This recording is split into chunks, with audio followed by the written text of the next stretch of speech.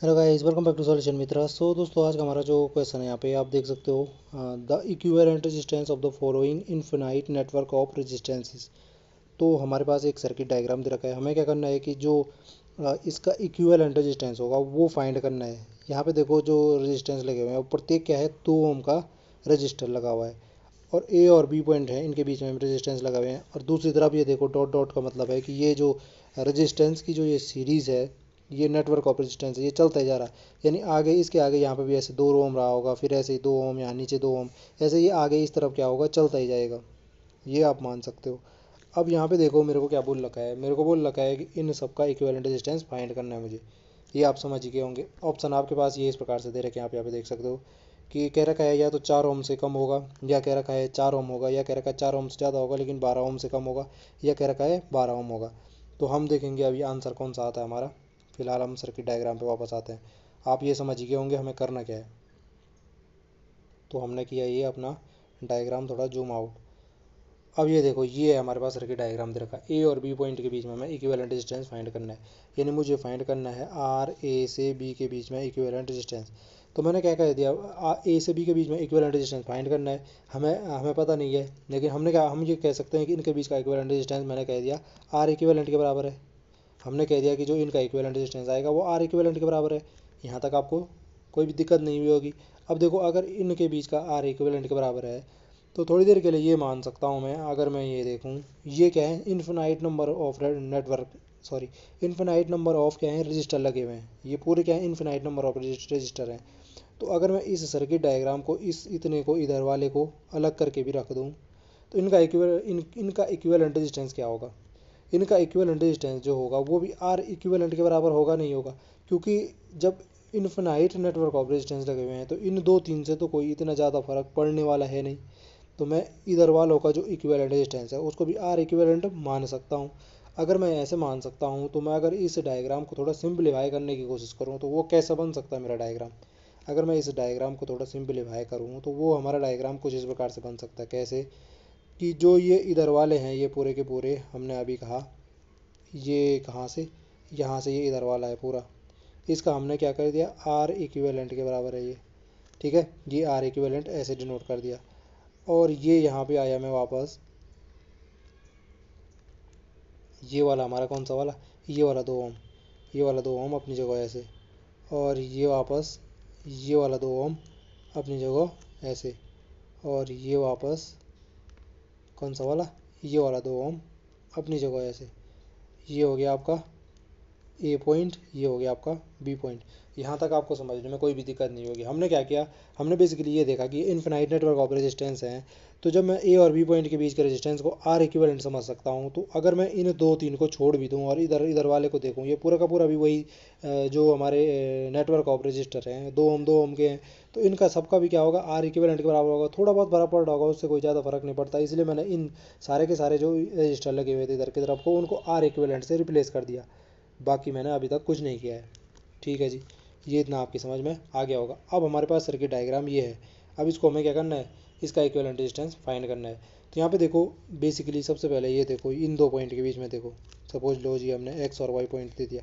तो एक्स और Y point के बीच में देखोगे आप, तो ये वाला आर इक्विवेलेंट और ये वाला क्या है, एक दूसरे के क्या है, क्या है, ये एक दूसरे के सीरीज़ में है। यानी कि मैं कहूँ आर इक्विवेलेंट, सॉरी सीरीज में कह रहा, मैं पैरेलल है। आर इक्विवेलेंट जो है पैरेलल है किस वाले के, ये 2 ओम के।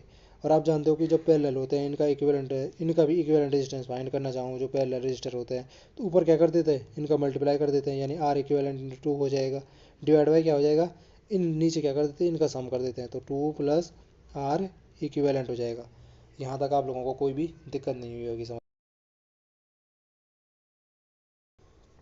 अब यहाँ पे देखो, इन दोनों का इक्विवेलेंट एक्स और वाई पॉइंट के बीच में जो इक्विवेलेंट रेजिस्टेंस है वो ये आ चुका है।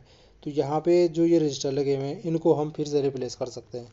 इनको फिर से रिप्लेस करोगे आप तो ऐसे समझ सकते हो। अब ये यहाँ पे ये हमारा जो नया डायग्राम बन सकता है वो कुछ इस प्रकार से बन सकता है। ये वैसे ये बार बार बनाने की ज़रूरत नहीं है, मैं तो बस आपको समझाने के लिए बना रहा हूँ। जब आपकी मतलब आपके कॉन्सेप्ट अच्छे होंगे तो आपको ये बार बार बनाने की कुछ भी ज़रूरत नहीं है। आप इसी डायग्राम में भी सीधे सिंप्लीफाई करके कर सकते हो। तो ये 2 ओम ऐसा होगा, ये 2 ओम अपनी जगह ऐसे, ये वाला 2 ओम, ये वाला 2 ओम, और इनकी जगह पे जो आ गया ये आर इक्विवेलेंट और इसकी जगह पे। तो इनका जो इक्विवेलेंट आया उसको यहाँ पे पुट कर दो, यानी इसकी वैल्यू क्या हो जाएगी 2 into R equivalent, 2 into R equivalent divided by 2 plus R equivalent. इसकी वैल्यू मैंने इनकी जगह पे क्या कर दिया, ये पुट कर दिया ऐसे। यहाँ तक आपकी समझ में आ गया होगा। अब देखो यहाँ पे ये तीनों क्या है, ये 2 ओम ए और बी पॉइंट के बीच में, देखो ये 2 ओम, ये वाला और ये वाला तीनों क्या है सीरीज में है, यानी R A to B, R A to B, A से बी के बीच में ही, तो हमें फाइनली आर इक्विवेलेंट फाइंड करना है आर ए टू बी, और हमने शुरू में ही माना था आर ए टू बी के बीच का इक्विवेलेंट कितना है, आर इक्विवेलेंट के बराबर है, यानी मैं आर इक्विवेलेंट बराबर लिख सकता हूँ, क्या हो जाएगा ये 2 ओम, ये 2 ओम प्लस ये वाला 2 R equivalent divided by 2 plus R equivalent, और प्लस ये 2 वाला क्या है सीरीज में है, तो सीधे क्या कर दिया, जोड़ दिया। ये आपकी समझ में आ रहा होगा आई होप। इसको आप क्या करना है, सिंप्लीफाई करना है, सिंप्लीफाई तो आप आसानी से कर सकते हो, हम भी कर देते हैं अपनी तरफ से। तो ये देखो इधर की तरफ ही हमने आर इक्विवेलेंट ही रहने दिया, ऊपर कर देता हूँ ना इसको, जगह मिल जाएगी। आर इक्विवेलेंट इक्वल टू क्या हो जाएगा, ये हो जाएगा 2 और 2 क्या हो जाएगा 4, तो ये कुछ इस प्रकार से हो जाएगा 4 plus 2 R equivalent divided by 2 plus R equivalent. यहाँ पे देखो बार बार आर इक्विवेलेंट क्या लिखना था, कुछ और भी ले सकते हो आप वेरिएबल एक्स वाई जेड कुछ वैसे, फटाफट हो जाएगा। फिर ये आर इक्विवेलेंट इक्विवेलेंट कहाँ लिखोगे बार बार। तो अब ये सिंप्लीफाई करना है, तो ये देखो ये 4 में ये वाली फ्रैक्शन जोड़ रहा हूँ, तो डिनोमिनेटर का इसमें मल्टीप्लाई कर दो, नॉमिनेटर में क्या बच जाएगा मेरे पे, ये बच जाएगा आर इक्विवेलेंट इक्वल टू, इस नॉमिनेटर का डिनोमिनेटर में मल्टीप्लाई किया तो ये हो जाएगा 8 धन 4 आर इक्विवेलेंट, प्लस ये इधर क्या हो जाएगा 2 आर इक्विवेलेंट डिवाइडेड बाई क्या हो जाएगा ये नीचे आपका 2 प्लस आर इक्विवेलेंट। चलो जी सिंप्लीफाई करो इसको फिर से, तो ये इधर मल्टीप्लाई होकर इधर आ जाएगा, तो ये क्या हो जाएगा, ये सीधे सीधे आर इक्विवेलेंट का मल्टीप्लाई कर दो इसमें, तो ये हो जाएगा 2 आर इक्विवेलेंट प्लस क्या हो जाएगा आर इक्विवेलेंट का स्क्वायर इक्वल टू इधर क्या हो जाएगा 4 plus R equivalent plus 2 R equivalent, 2 R equivalent से 2 आर इक्विवेलेंट कैंसिल, तो फाइनली हमारे पास क्या बची इक्वेशन 2 आर इक्विवेलेंट का स्क्वायर, ये इधर आया तो ये हो गया माइनस का 4 आर इक्विवेलेंट, और ये भी इधर आया तो ये क्या हो गया माइनस का 8 इक्वल टू 0। तो ये क्या मिल चुकी है, क्वाड्रेटिक इक्वेशन मिल चुकी है, द्विघात समीकरण। तो इसके जो सॉल्यूशन होता है वो कैसे करते हैं फाइंड, तो आपको पता ही होगा सीधराचार्य फॉर्मूला से। यहाँ पे वेरिएबल की जगह यहाँ पे ऐसे रहता है ना X square minus A X square plus B X plus C equal to 0, इस प्रकार से जो स्टैंडर्ड इक्वेशन होती है क्वाड्रेटिक वो इस प्रकार से होती है, A X square plus B X plus C equal to 0। तो इससे कंपेयर कर लो, एक्स की वैल्यू निकालनी है आपको, तो एक्स की वैल्यू क्या हो जाती है minus B plus minus root of B square minus 4ac, अरे एक्स की वैल्यू क्या हो जाती है minus B plus minus root B square minus 4ac divided by क्या हो जाता है 2a। आई होप दिख रहा हो, ऊपर ही कर देता हूँ मैं। ये होती है हमारे अगर इस एक्स की वैल्यू इस वेरिएबल की वैल्यू फाइंड करनी है, तो यहाँ पे वेरिएबल क्या है आर इक्विवेलेंट, तो आर इक्विवेलेंट की वैल्यू फाइंड करनी है, तो आर इक्विवेलेंट इक्वल टू क्या हो जाएगा माइनस का बी की जगह पे क्या है 4, तो ये माइनस माइनस का क्या हो जाएगा प्लस का 4 plus minus root B square यानी कि 4 माइनस 4 का स्क्वायर कितना हो जाएगा 16, और माइनस का 4ac, माइनस का 4 इंटू ए की जगह पे क्या है कुछ नहीं है, तो 1 इंटू सी 8, तो माइनस माइनस का हो जाएगा प्लस का कितना 4 32 डिवाइड बाई क्या हो जाएगा आपका डिवाइड बाई हो जाएगा 2a, 2 इंटू ए की जगह पे 1 है तो डिवाइड बाई 2। अब इसको सिंप्लीफाई करोगे तो ये हो जाएगा 4 प्लस माइनस रूट का क्या हो जाएगा ये 16 और 32 कितना हो गया जी, 16 और 32 कितना हो गया 48 डिवाइड बाई क्या हो जाएगा 2। अब यहाँ पे देखो ये 48 रूट 48 रूट 49 की वैल्यू लगभग 7 के इक्वल होती है, तो मैं ये मान सकता हूँ कि ये जो आ गया इसका रूट आ गया वो लगभग 6 पॉइंट समथिंग होगा, तो मैंने 7 के इक्वल ही मान लिया लगभग, डिवाइड बाई 2 हो जाएगा। अब देखो एक बार प्लस साइन लूँगा मैं तो 7 और 4 11/2 हो जाएगा, एक बार माइनस साइन लूँगा तो ये क्या हो जाएगा माइनस का 3/2 हो जाएगा।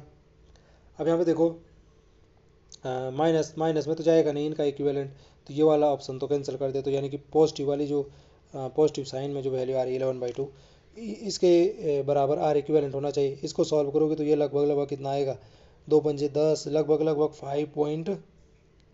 5.5 के करीब आ रहा है, कितना आ रहा है 5.5 के करीब लगभग आ रहा है जी। और ये 5.5 जो होता है वो क्या होता है, तो ये हम मान सकते हैं लगभग लगभग, हमने मान लिया कि 5 पॉइंट, माना नहीं, हमने निकाल के देखा 5.5 के समथिंग आ रहा है। और ऑप्शन क्या थे हमारे पास, ऑप्शन क्या रखा था कि 4 ओम से कम है, या 4 ओम के बराबर है, या 4 ओम से ज़्यादा है, और 12 ओम से कम है, 12 ओम था ये, और 12 ओम के बराबर है। ऑप्शन नंबर सी क्या है, बिल्कुल राइट आंसर है कि 4 ओम से तो बड़ा है लेकिन 12 ओम से छोटा है।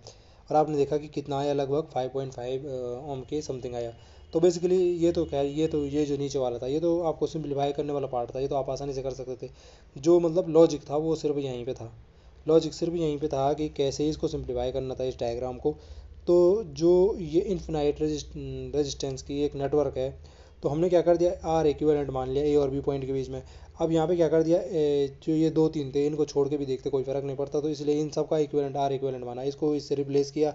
फिर यहाँ पे ये इस प्रकार से हमने सॉल्व किया, तो फाइनली हमारे पास आर इक्विवेलेंट निकल के आया। आई होप जो ये कॉन्सेप्ट था वो आपके समझ में आया होगा। आज के लिए इतना ही, आपसे फिर मुलाकात होगी अगली वीडियो में, तब तक के लिए स्वस्थ रहे, मस्त रहे। और अगर आपको वीडियो पसंद आई है तो प्लीज़ चैनल को लाइक शेयर सब्सक्राइब करना ना भूलें, ताकि इसी प्रकार की वीडियो हमें बनाने का मोटिवेशन मिलता रहे। तो फिर मिलता है अगली वीडियो में, तब तक के लिए आप सबका वीडियो देखने के लिए धन्यवाद।